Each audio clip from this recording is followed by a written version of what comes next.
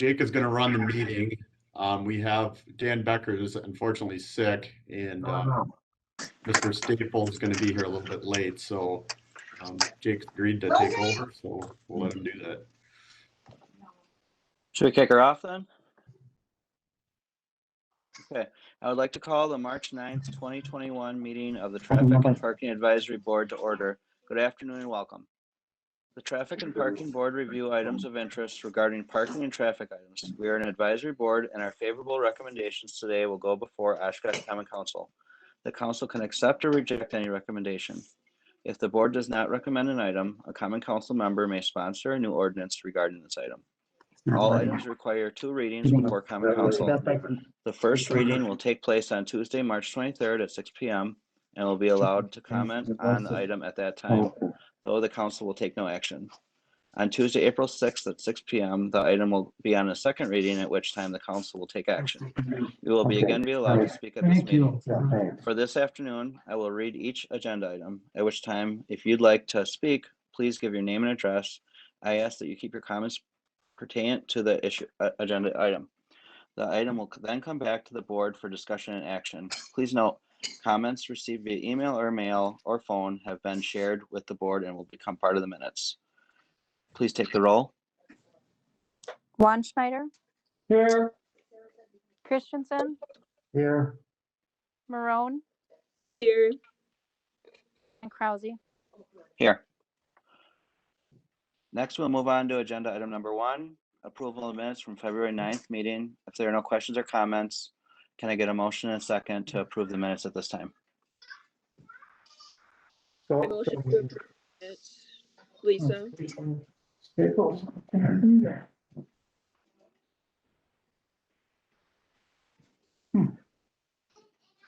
Okay, can we take the roll? Schneider. Here. Aye. Yeah. Okay, that's fine. Christensen. Aye. Marone. Aye. And Krause. Aye. That brings us to agenda item number 2, no parking request, west side of Cumberland Trail from 9th Ave to Greenfield Trail. Mr. Collins, if you can give a brief explanation, overview of this topic. All right, got unmuted here. Yeah, so this is a it's a combination. It's a request. Initially started out as a staff and a resident request. Initially, it was initiated by our Public Works Department, and the initial issue was our plows are having a hard time with snow removal due to the vehicles that have been parked on Cumberland Trail on both sides of the street. And it made it, especially when we had that really cold spell, when we were trying to cut the snow and get it moved off the street, they were having a very difficult time doing so. So they had called me about it. And then I also got some complaints at that time from our bus drivers that also was a bus route and they were having a hard time getting down the road with the vehicles parked on both sides of the street. So we've talked about this with internally with staff, and then we also have Sue and Stacy on from the Housing Authority, as those are on the east side of the road. Those are Housing Authority apartments. But what I've learned has happened is that there are many new apartments on Cumberland that I think they'd replaced some apartments that were there. So they're nice new apartments. But now we have vehicles parking on both sides of the road in an irregular manner. And as I said, that's making it difficult for the street maintenance and the buses, as well as some of the residents. The road also has a number of curves, which makes it difficult as well. And then I also started receiving some complaints from residents, and I will get into that in a minute. But what I've learned is the Housing Authority manages those apartments. And I've talked to Sue and Stacy about the issues there. And from what I understand is the issues are that the residents have to have a valid license and insurance to get a parking permit in those lots. And it's purchasing it's led to the tenants parking on street. Some of them have purchased on-street permits from the city. So initially we were talking about asking for the restriction on the west side of the street year round. But after talking to the housing authority, they asked if we did have a parking restriction, if we could put in place for the winter months, because the summer, in the summer, they have a kids meal site that operates at that location. And then there's a need for temporary short-term parking for those people to come and go. So I made the proposal as a seasonal, thinking that that might be a compromise. But then the background for how we look at, just a reminder, I know some of you that have been on the board for a while are familiar with this, but from a city perspective, we generally look at for parking restrictions when we have requests for such. We look at the width of the road. Cumberland is 36 feet wide, so it's wide enough to allow parking on both sides. However, we then look at things like, is there a high demand for on-street parking? Are there curves and site restrictions? And are there street maintenance issues due to those curves? So based on that, like I said, the width is okay. The traffic volume is okay, but there is a high utilization of on-street parking. There are significant curves and it is a bus route. So that's why we're asking for the no parking on the west side. And then I did get a number of residents' comments.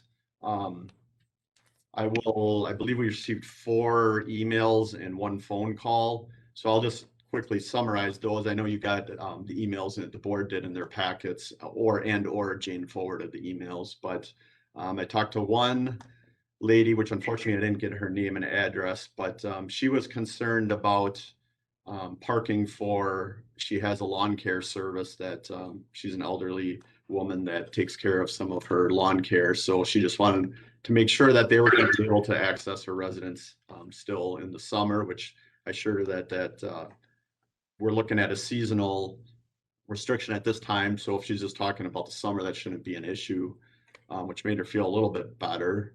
But she was wondering, why more people don't park in the parking lot. So I explained that.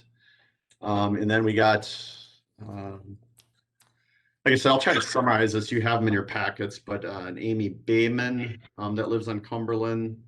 And she had said that it's been a concern for a while now, and also was concerned that the cars weren't parking in the parking lot and were there day and night. She's having trouble pulling out of her driveway, and they're also stating there's no way that 2 cars can drive down the road at once, in opposite directions.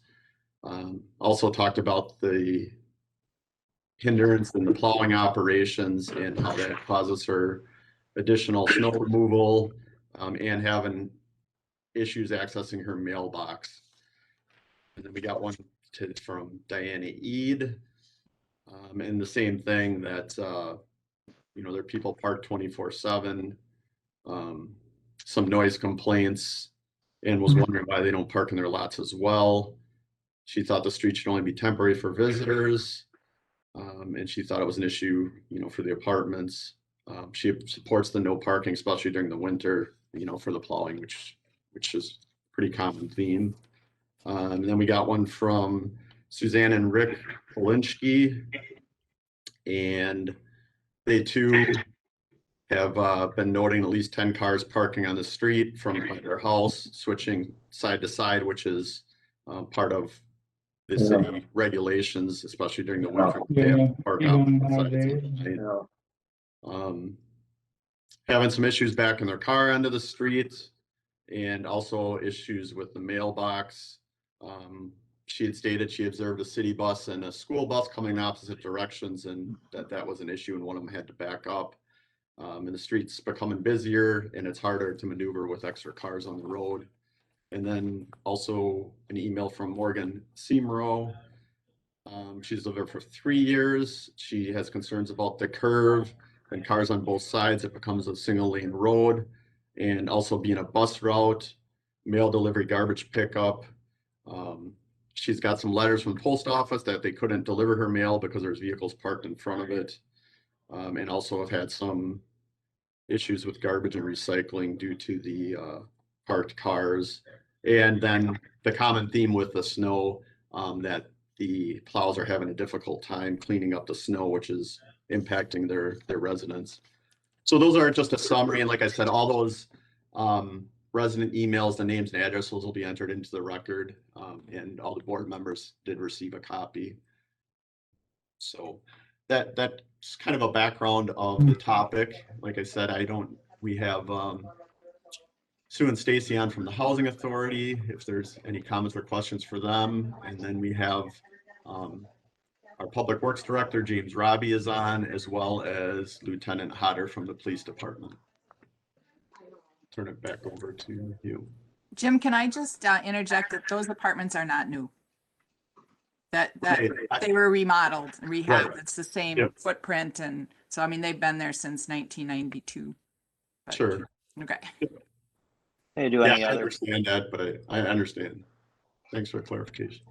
do any other board members have any comments or questions or anything? Yeah, yeah, I do, Bill Okay. Christensen.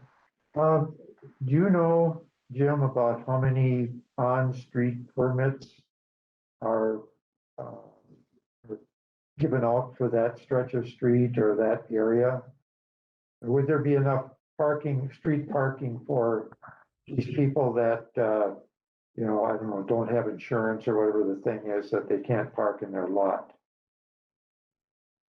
I don't know if Lieutenant Hodder, would you have any of that information? I know that there are a lot of cars parking there. I counted 21 cars on the one day that I went down the street on both sides of the street, but I don't know that do you know if we have a limit on the cars, or would you know that?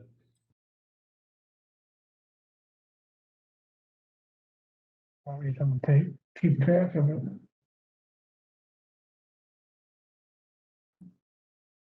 Good question. Mike, we can't hear you. I know you're unmuted, but we can't hear you if you're speaking.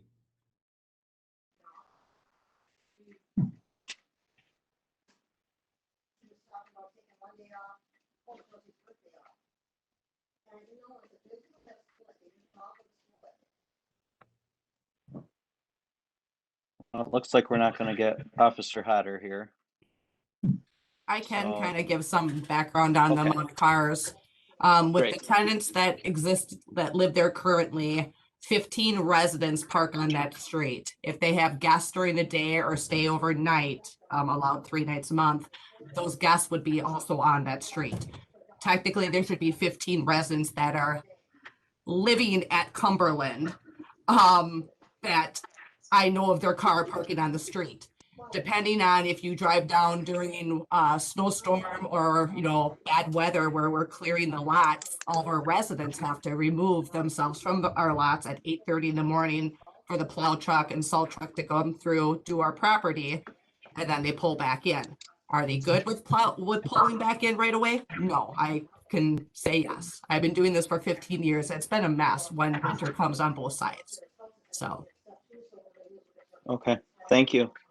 If there's no additional comments or discussion, we can have a motion and a second on the board's recommendation. Could I ask one more question? Sure, go ahead. Okay, I know this works if you need to leave your car in the street on, you know, Monday, it has to be on the even side, even numbers, Tuesday on the odd numbers, and so on. If parking is taken off, they would only have, you know, I don't know, the even numbers or odd numbers, whatever. If that would be an issue. Okay. Officer Hodder just said there's no limit on permits on that street either. He must be having some technical difficulties. Yeah, that's also, yeah, I don't know, Lieutenant Hodder, if you could answer too.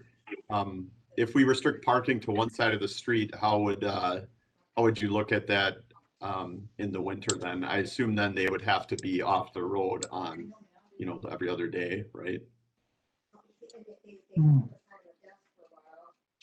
Jim, this is James. I know during our construction projects in the summer, that is the case. If there's parking only on one side of the street, that means every other day there's no parking on the street.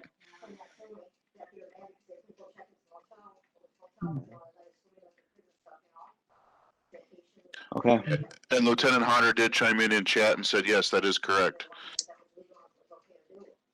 And then, James, can you just, I don't know if you can add any more to the issues or any more, if you had any more dialogue about the issues that your guys are having.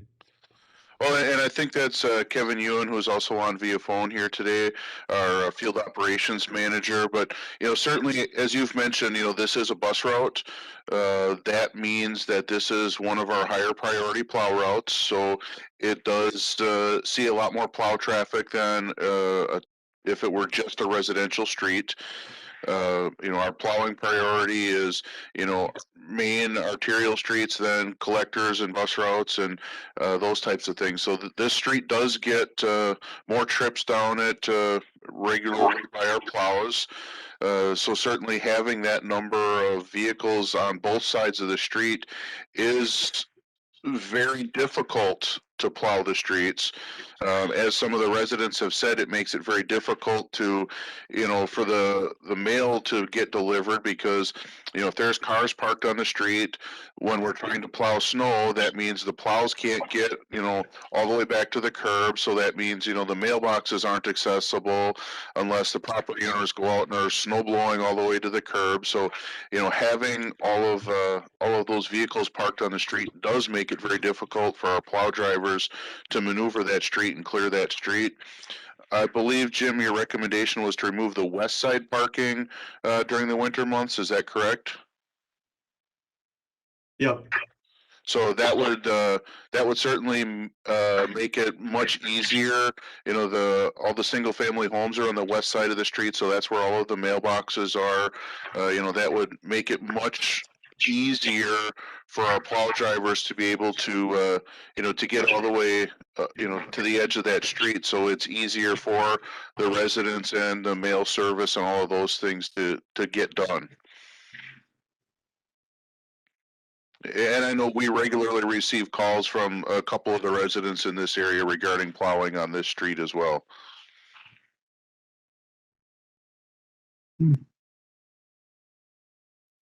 Thank you, James. Any other comments or suggestions? Okay. And Looking this like- is this oh, is Sue. go I ahead. just so I guess I have no problem, and neither does Stacy, that it goes to one side of the street or there's the restricted parking on the west side. I totally get it. I mean, I live in an area where I have a mailbox on the street, so I would be annoyed if I couldn't get to my mailbox. So I get that. I do have to say I have a concern about in the winter that there's going to be a week where, I mean, if you go every other, and we're going to have, it's going to be interesting to see if there's a day or every other day where you can't be in the street. It's going to be, and that's just the overnight, correct? That's just off the street between, I don't know, 10 and 5 a.m. or something. So that's just in the evening. They could still be there during the day, correct? Okay, not. Jim, do you know the answer to that, or? Yeah, I was gonna let James or Mike chime in, but Okay. that's fine. Yeah, certainly the if it's no parking on the west side, absolutely that would mean all the time no parking on the west side, but it would just be, I believe it's from 2 to 5 overnight where the parking restrictions are in effect, so it would be during that time frame. Yep, Lieutenant Hodder just chimed in. The overnight is 2 a.m. to 5 a.m. So I had those times right. So yeah, that would mean on the every other night, during that time frame, there would basically be no cars allowed on the street.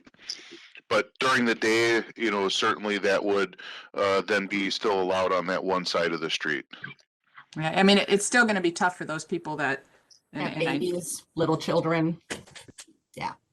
Yeah, but Yeah, that, is there any way, I guess, I don't know if this is even possible, that somehow, you could make some type of policy or, I don't know how with their lease, if there's some way that, that they can park in the lot and be um, held somehow liable if they do damage, or I'm just thinking of ways that they could park in the lot, since, no, un- I mean, go ahead, Jim, sorry. well, I was gonna say, unfortunately, I mean, I think, obviously the housing authority and city have a good relationship, but it's Mhm. that issue of them not being able to park in the lot is causing an issue for the city operations and the city residents. So I don't know, and there seems to be space in the parking lot, but I don't know that there's a solution to that. Well, I mean, Stacy was saying right now, there's currently 15 people that have cars that either don't have a driver's license or don't have insurance. And those are two requirements. We don't charge to park in our lots, obviously. But they have to follow the law. I mean, it's illegal to drive a car without a driver's license. And for us to allow them to be parked in the lot and not have insurance, they run over the lawn, they hit a building, they cause damage to the property. We're out that money. And from a liability standpoint too, it's very concerning. Stacy and I will say, we were talking earlier today, because just to confirm, there are organizations that will help people if they've lost their, Stacy, you can correct me if I'm wrong, but I would venture to guess that the vast majority of the people that have lost their license is due to parking tickets. So, there are some organizations that, we could try to seek some help for them, but they also have to seek it themselves. So there's 72 apartments there. And so we're talking, 15 cars right now. Everybody else gets to park there. So it's also, in my opinion, not fair to those that are doing it, following the rules. And then all of a sudden we let these 15 people come in. I know we are talking winter only. When it snows, these are the big issues. But I don't see a way around us allowing people to have cars, and some of the cars aren't even registered. I mean, and we don't, correct me if I'm wrong, Stacy, but I don't think we check on the registration. We just check on the driver's license and the insurance. So, I mean, there have been cars in the street that don't have license plates on the front and the back. So, and when we've gotten complaints on things like that, we just advise them to call the police. So, Yeah, and I understand that, and that's, and I know we had some dialogue too about whether we should require proof of insurance or things like that for the on-street parking permits, and I did have a short conversation with our city attorney about that, and we could do something like that, but the enforcement would be difficult. And then, our concern too is we a little bit concerned about the we don't want to put an extra burden on the people that probably can't afford to get another ticket either. I mean, obviously, if they're going to get, some people, like you said, are going to get tickets if they're parked and somebody calls and complains and they're parked illegally. But if we require that for on-street parking and then somebody is parked on the street, we don't want to add the financial burden to people that probably can't afford to have an additional burden anyway. So it's kind of puts us in a dilemma. So I think that's why, in my opinion, the best solution is to restrict the parking from one side of the street, and in the winter, at least that would solve some of our issues. Jim, I had a and question. maybe a motivation to get things cleared up. Yeah, one question, Jim, too. Is there a way to post that during part of the season and then remove that sign during the summer? What we would do is what we generally do is the signs stay up year round, but we just post. We have other areas where there's seasonal restrictions, so we would just say no parking from November 1st to April 30th on the sign. Okay, does the board want to make a motion and a second on that recommendation to the council?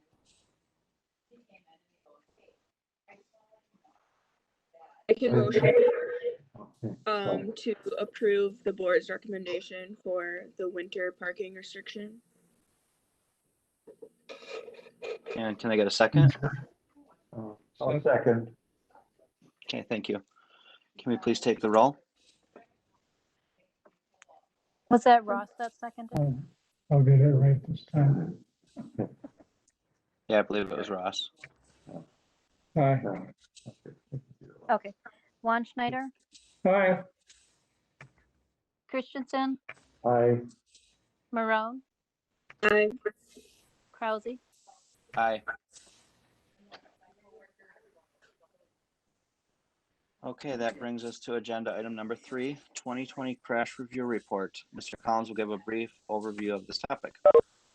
All right. Well, thanks, Sue and Stacy. You guys are welcome to stay Welcome. on or drop off if Thank you you. want. Bye. Right. All right, let me get my notes here.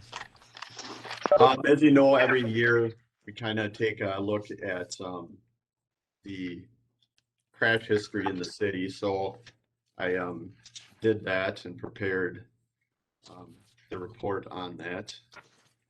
And I'll just give a brief overview and then I'll try to share my screen here. Is that sent in our contact? No, I think I added this. Yeah. All right. So this year, you know, it's an interesting year with COVID. So the number of crashes were down a little bit, but then again, it's hard to really draw many conclusions from that just due to the COVID year we've had. It's hard to really compare much. But based on that, well, first let me back up just a second. You know, when I do this, I collect data from, you know, there's the University of Wisconsin has a traffic operations safety laboratory that has a portal that reports all this information. And this information comes from the police departments from throughout the state. So when our police officers enter a report, it automatically goes into this system and then it's available a couple days later to, there's information that's available to the traffic engineers in cities and municipalities like us. So we can pull that data, and then they also have some reports called community maps, which are available to the public. So this year I worked with East Central, who also has a crash dashboard on their site, and just kind of pulled together the information from the state site, East Central site, and summarized how we did as far as crashes this year in the city. And generally speaking, the number of crashes and the number of injuries from those crashes have continued to trend downward since the roundabouts were put in, that's what we would expect, because roundabouts generally decrease the exposed accidents, which have the highest injury rates and the most severe injuries. So what happened is when roundabouts were put in, the crash frequency initially went up, but the severity went down, and we're continuing to see that trend. So the roundabouts have done what they were intended to do, which was to make those intersections safer. But then so what I did then after the total number of crashes, we were down from 1259 to 1009 in 2020. The number of injuries and fatalities were also down. We went from 354 to 313 as far as injuries, and 3 to 2 with fatalities. And then we looked at the number that involved bikes and the number that involved pedestrians. Those were also down. The number with bikes went from 16 to 11, and with pedestrians from 23 to 16.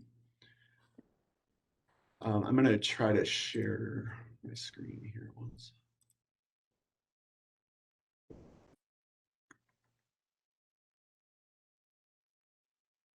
Okay.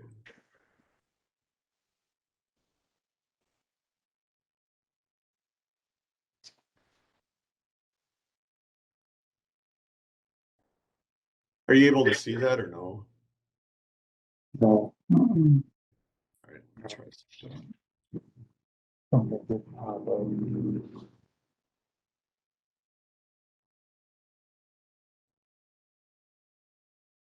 I'm trying to.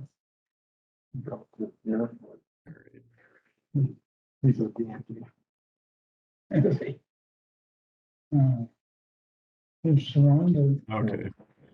Oh, that's not working. I was going to share the map, but I'll just kind of talk through it.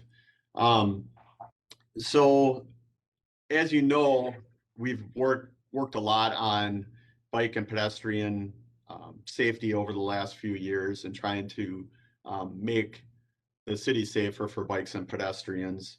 In the past few years, we've done a lot of things, like we've invested heavily in pedestrian crossing infrastructure, like rectangular rapidly flashing beacons with overhead LED pedestrian crossing signs, along with some speed boards at many intersections. This last year, just late last year, with some support from the Winnebago County Aging and Disability Resource Center, we were able to install the rectangular rapidly flashing beacons at the roundabout of 9th and South Washburn. So we did that just end of December last year. And we've also been updating crosswalks to the Continental crosswalk painting style for mid-block crossings, and also higher volume crossings, so they're more visible. And that's the crosswalk that has the thick, bold horizontal lines, which make it more visible. We've also done things like we've installed the Hawk system, it's called, which is on High Avenue in front of the university, which then causes traffic to stop for pedestrians. And then also when Main Street was reconstructed, we made it more pedestrian friendly, wider sidewalks with some bump outs. We've tried pedestrian crossing flags at some of the roundabouts. We've done some pedestrian and bicycle safety days. The police department has added a motorcycle unit a few years ago that spent some time educating and enforcing pedestrian laws as well. So I think that, a lot of this latest technology and these methods are helping to improve our pedestrian and bicycle safety. Now this coming year, as you all know, we have planned safety improvements for Jackson Street, which will include some additional pedestrian crossings and updated painting, as well as some rectangular rapidly flashing beacons and some speed boards. So we're in the process of ordering that equipment for installation this summer. What I generally try to do then is look at the higher crash locations and identify areas where we've had a higher crash frequency or rate. And with a higher crash rate indicates locations where some countermeasures might be implemented, result in safety benefits, and a higher crash frequency provides a clear picture of the causes of some safety challenges. And if we use those in combination, we can target some areas where we might get the biggest benefit from any improvements. So looking at the top, each year I generally try to analyze the top 10 intersections as far as crash frequency, and then see if there's any common trends or things that we could do to improve upon the safety at those intersections. In recent years, something we've done 2 years ago is at Jackson in New York. We restricted the left turns there during peak hours because we had a high crash frequency. And that has been successful. I looked at that and there were only 3 crashes in 2019 and 4 in 2020, with none of them being angle crashes. And 2 of those in 2020 were due to faulty brakes. So I would say that that's been very successful. Prior to that restriction, there were 7 crashes in 2018, and they were averaged about 11 crashes per year at that intersection prior to putting that restriction in July of 2018. So that's things like that are what, when I look at this report, those are things that I'm looking to do to help with our reduced number of crashes and the severity of those crashes. So of the top 10 crashes, not surprisingly, the I-41 and the interchanges and the roundabouts have the highest crash frequency. But that's not unexpected because they also carry the highest volume of traffic. So when you look at the crash rate, which is how many crashes based on how many vehicles are entering and exiting the intersection, it's actually doesn't look quite as bad. So those roundabouts are relatively new. The ones on the I-41 interchange are under the state jurisdiction. However, we do have jurisdiction over the ones that are off the interchanges. So we can look at some measures like we have with the rectangular rapidly flashing beacons at 9th and Washburn and Jackson and Murdoch. Hopefully we'll be able to maybe install those at another roundabout based on funding in the near future. We're talking with the county about that. But other than those, and like I said, those roundabouts are relatively new, and it's difficult to really do many safety improvements there without reconstructing the roundabouts. So we're somewhat limited there, but we continue, like I said, to work on some of those things. But then the other two intersections that made the top 10 that are not roundabouts were Knapp and 9th. So I evaluated all the crashes there. Half of those crashes were rear ends. So, and the cause of those crashes range from distracted driving to foot slipped off the brake, things like that, that it's hard for us as a city to do anything to help with. But the other half the crashes were vehicles disobeying red lights and or red flashing lights. So what we know from doing this for a number of years, distracted driving obviously continues to be an issue, and that's more of a personal responsibility issue. But the two biggest causes of crashes, or the two most frequent scenarios with crashes that we see, are left turns where you can't see the curb lane. And we've done a lot of things with road diets and things like that over the years to try to reduce the number of left turn conflicts. I know we've talked about that with the board over the years, but when you have two opposing left turn vehicles and you have a 4-lane road, the opposing vehicles often blocking your view, and you can't see the curb lane, and vehicles tend to go, and then they get struck by the vehicle in the curb lane. So we try wherever we can to eliminate that offset. But then right behind that, I would say the second leading cause of crashes is people that are motorists disobeying when our lights are in flash, which what that means is generally at some of the intersections where we have timed signals, Jackson Street's an example. If we don't have a way to actuate the signals, which means we don't have vehicle detection, the signals are on a timing pattern. And then at night, when there's less traffic, they go into flash. So the major road will have a flashing yellow, and then the minor intersection will have a flashing red. What we see often is that motorists tend to disobey the flashing red for some reason. I don't know, because it's not a straight red. They just, or they're not paying attention, but that tends to cause crashes. So we try to eliminate those where we can, but in order to eliminate those, we have to have some type of vehicle detection technology, which there's a number of different methods. One is magnetic loops, which detect vehicles, and that tells the signals that there's a car on the minor approach. And it helps coordinate how they change from red to amber to green.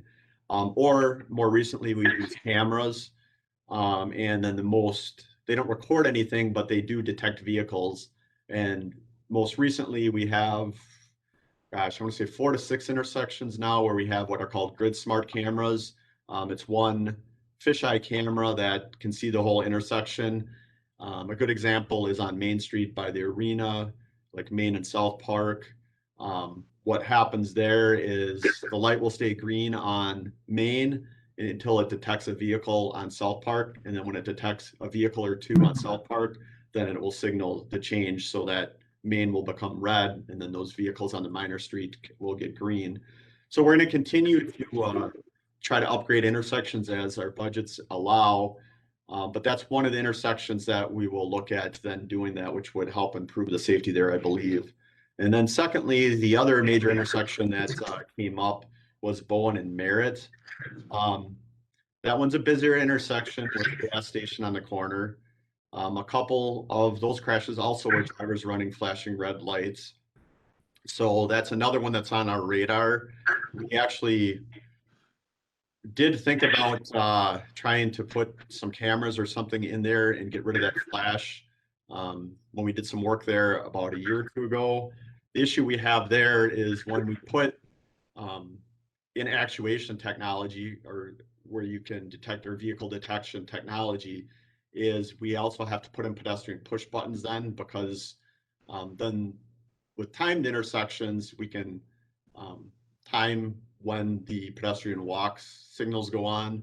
But when we go to vehicle detection, you have to have a push button there. So if a pedestrian wants to cross the road, they can push it signaling that they need to cross, even though there's not a vehicle there. And the issue we have at that intersection is that it's a really tight right of way. So we don't have anywhere currently to put the push button without with well maintaining ADA access. We have to maintain at least 3 foot on the sidewalks. So we can't put the poles in the sidewalks. So we'd have to acquire some easements in order to put those push buttons in. And our electricians are trying to figure out how we might be able to make that work at some point, but we haven't been able to figure that out at that intersection yet. So we'll keep that on our radar. Power poles in the middle of. So that's kind of a summary of the accident or the crash report from 2020. Like I said, we've got the major improvements this year will be those the road diet on Jackson Street, as well as those improvements that council approved late last year, which will be implemented this year. So that's kind of Thanks, the summary Jim. there. You're welcome. Yeah. Any questions? Or? Hey Jim, I was just wondering about the intersection of, I believe, Ohio Street where the bridge ends and Pearl by the university. I actually saw a student get hit there trying to cross the street by a left-hand a car turning left. I was wondering who is in charge of buying the crosswalk like they have on Algoma for the students crossing over to Reeve? Is that university or is that something the city would have to purchase? Yeah, I'm sorry. The crosswalk by where? Well, I know Pearl, Wisconsin, but what was the example you said? The one that's, I believe it's Algoma by the Reeves student union. Oh, okay. That one, because that's a really good one. It actually, like, a lot of people stop and it's easier to cross. The one over on Pearl, I do see a lot of students crossing, but it doesn't seem as safe as the one over on Algoma. Okay. Which so on Pearl Pearl and I assume you're not talking about Pearl in Wisconsin because that's a traffic signal, right? Yeah, actually, well, what happened was this kid was walking and I don't think the girl had a green light. She just kept going. So that's probably why the accident happened. I just know that it's like a heavy flow for students. Personally, I've crossed it a few times, so he might not have pressed the button, but I was just curious if there was something that we could do to like enhance the safety around that area. Yeah, well, we have there's a stoplight there, so like the rectangular rapidly flashing beacons, which I believe is what you're talking about, like are in front of Reeve. Those are a step down from the traffic signals because they don't cause traffic to stop. Okay. So because we have the traffic signal there, we couldn't do both. But I can take a look at it and see if there's anything else maybe at that intersection. But yeah, you can only have one or the other. You couldn't have both. We can either have a traffic signal, which is actually safer because vehicles need to stop versus the flashing red, because vehicles are required in Wisconsin to yield to pedestrians. So the yellow is helping enhance that the vehicles need to yield, but with the traffic signal, they actually stop for the pedestrians. So it's generally traffic signal's a little safer. Thanks for clearing that up for me. Problem. Okay. Any other comments, or we can move on to agenda item number 4? I have one, Ross. Okay. Yeah, so the 9th and Knapp intersection was something I wanted to bring up, and I see it brought up as far as one of the intersections in question. I would, well, if you're eastbound on 9th and you're going to make a left turn to go north on Knapp, you're hung up there in any kind of traffic. One car at a time can make the left turn, and that's usually on the yellow light, because oncoming traffic doesn't prohibits the left turn. an arrow system, I think, would help solve that. I don't know how many of the accidents were in dealing with left turn situations. But if you're westbound on 9th or eastbound at Knapp, I think traffic control by the arrow, the green and the amber, would be a satisfactory addition. Yeah, I didn't see that many of the accidents were due to left turn conflicts. However, I will take a look at it again with the arrow. I believe we looked at that in the past. I don't remember what the issue was. I don't believe we had enough left turning vehicles in order to justify an arrow based on the warrants. However, I'll refresh my memory on that and I can report back at the next meeting. Yeah, well, what happens, Jim, is you get all the oncoming traffic going west, and one car can sneak a left turn in on the amber, and the number of cars that are waiting have to wait for the same sequence. Where, Right. yeah, I've been involved with that a number of times, making that left turn. Now, I believe the westbound has that arrow to go south, but I don't, but there's none the other way. And that would make it more consistent also. Yep. Yeah, I think I looked into that previous, but I'll refresh my memory and I can report Yeah. back. Yeah, approach it from going east on 9th. Yeah, I know I take that route to get to work pretty often, so I do know that it is a shorter light if there are a lot of vehicles heading west. There is, I believe you can stack about 2 cars in that Well, left. yeah, it backs up during busy times. Yeah. So yeah, I'll take a look at that again. And impatience is something that we deal with. Yeah. Yeah, and I know that's one of the intersections that we did put the left turn lane in there to reduce the number of left turn conflicts. Probably it was before I started, so probably 9-10 years Well, ago. yeah, well, that's where the road diet there ends, but you do have your middle lane for left turn. Yep. Okay. That's an improvement. Okay, Okay, if there's no other comments, we'll move on to agenda item number 4, which is pending project updates.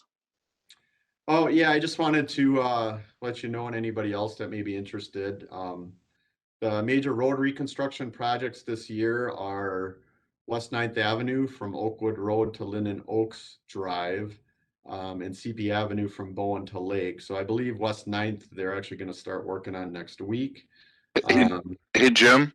Yes. I believe the city's contract says the contractor can start April 12th, due to needing to finish up some of the right-of-way acquisition out there yet. Oh, okay. I think the private utilities are starting some things out there, but the only thing on the city's project that could probably get started before then is the storm sewer from Oakwood Road to Sawyer Creek.